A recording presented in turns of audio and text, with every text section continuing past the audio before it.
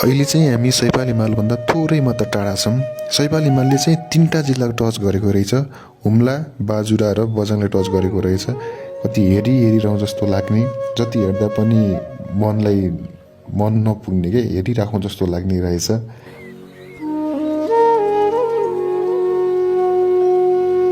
जडीबुटी खुन्नको लागि रातिको 2 बजे उड्ने रहेछन्। 2 बजे उठेर खानासाना बनाउने रहेछन् र बिहानको 4 बजे उज्यालो हुनुभन्दा अगाडि यहाँबाट हिँड्ने रहेछन्।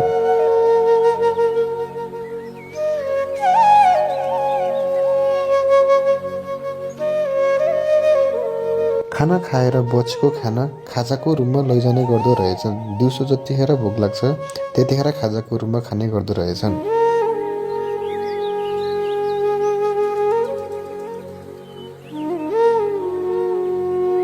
दिउँसोको टाइममा सबैजना जडीबुटी खुन्ने रहेछन्।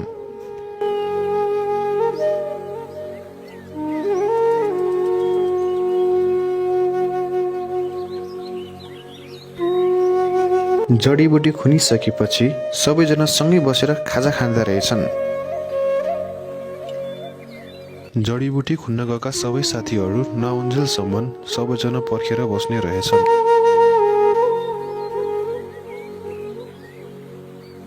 घर फर्कँदा 60 केजीको बोरा बोकेर 100 मिटर उकालो र 200 मिटर ओह्रालो झर्नुपर्ने रहेछ। ओह्रालो झर्दा खुट्टा मड्केला कि खुट्टा भाँचेला कि भन्ने साह्रै डर हुने रहेछ।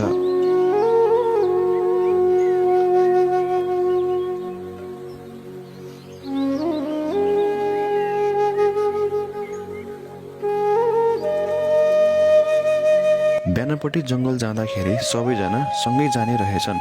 कोही अगाडि पछाडि नहुने रहेछन्। जाँदाखेरि कमिलाको ताती चाहिँ गरेर सबैजना लस्करै गरी जाने रहेछन्।